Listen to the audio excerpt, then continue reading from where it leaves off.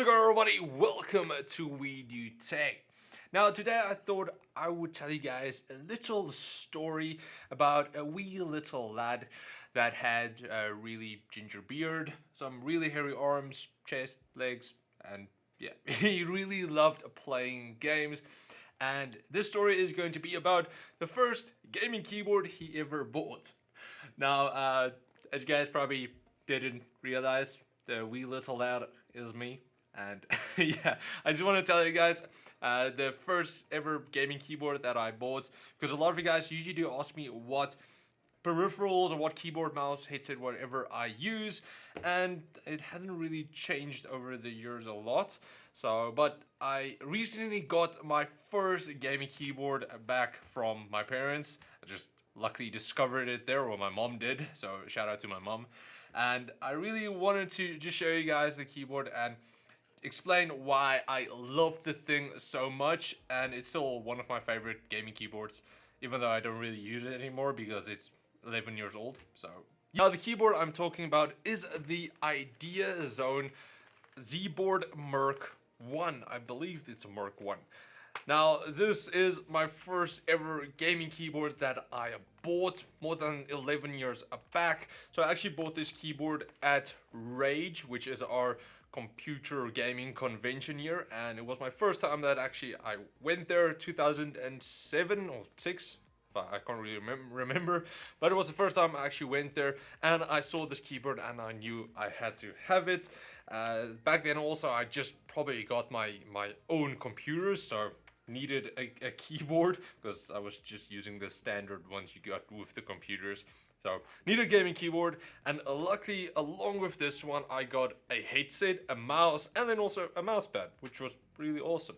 And all of that was just around 600 Rand, which is less than $50. So, yeah, I was able to get this keyboard, still have it today, and I still love the thing to death.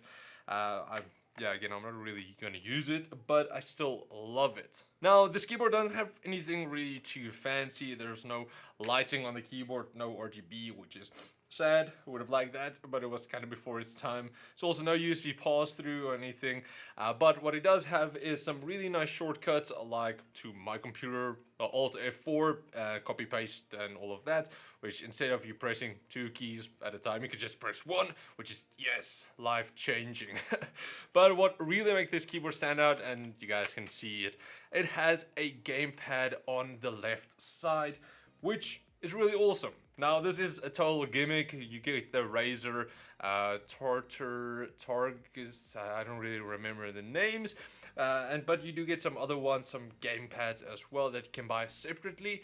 But yeah, it's kind of a gimmick. It is really nice, but you pay a lot for just to have it. So with this keyboard, I was able to get a gamepad along with the entire keyboard. So you got your work on this side, your numpad, just standard keyboard, and then when you want to game, you just move to the left and you get your gamepad, which is really awesome. So that was really something that I did like about this keyboard, especially me being a young lad. I could just move over to this, play with it. All of the keys are really nicely positioned that you can press them easily and feel the difference between all of the keys. So the W, A, S, D, E, and Q keys. Also, like the F is more like pushed in, the R for reload is pushed out, and just everything looks really nice. And what also cool is that you have 1 to 11 keys, buttons that you, numbers that you can press. And probably the thing that I use the most in Fallout 3 and then also in Oblivion is the quick save and quick load. So I use that constantly if I wanted to do something and not die, just quick save, and then if I messed up, quick load, and yeah, it's quick and easy. But even though this keyboard is more than 11 years old, it still is holding up really well. There's nothing wrong with the cable. The only thing that actually happened to the keyboard is one of the flip-out keyboard feet broke off, and that was just me being stupid.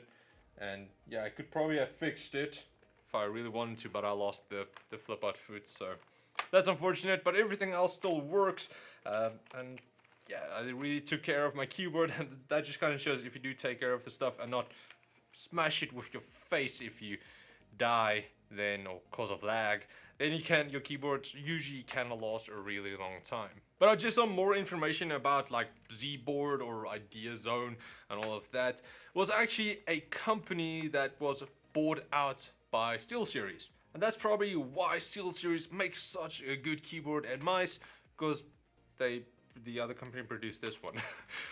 Just kidding. But it was really cool, the different styles of keyboards Z-Board actually, Idea Zone actually made. You got a bunch of different styles. So you got this one, of course, the Merc.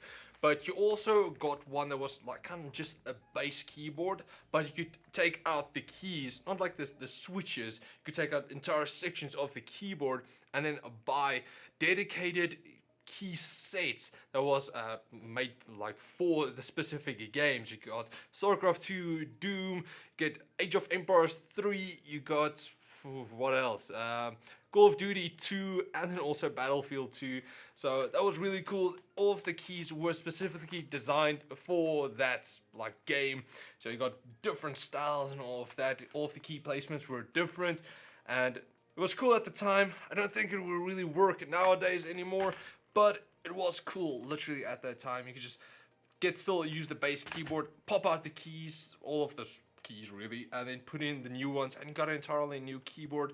And those keys are relatively cheap, so that was a really cool thing to have back then. I don't really think it's going to work anymore. Kind of these days, if you have something modular, then you don't really make enough money to sustain, and that's also probably the reason why Idea Zone couldn't really keep up and SteelSeries bought it out.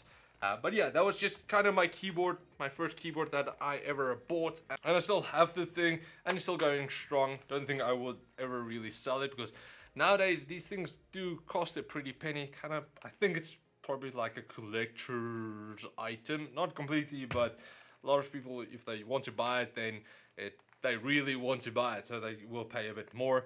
And I'm not gonna sell the thing, because again, sentimental value. Is my first gaming keyboard that I've ever bought. And yeah, the thing is just cool. It's something different, which is awesome. So yeah, that was just a quick video that I wanted to make just to show you guys like my first ever gaming keyboard that I actually bought and still have. But let me know what your first gaming keyboard or mouse or whatever is. Let me know down in the comments below. Also, let me know if you guys want me to make more just random videos like this. Share some more of my gaming life. Not really that I have one anymore, but share some of the stuff that I've actually gotten throughout the years, and like just weird ideas that pops into my head. But yeah, let me know down in the comments below. Thank you so much for watching. If you guys enjoyed this video, please like, share, subscribe, and comment like always. And then I will check all of you guys next time. Cheers, guys.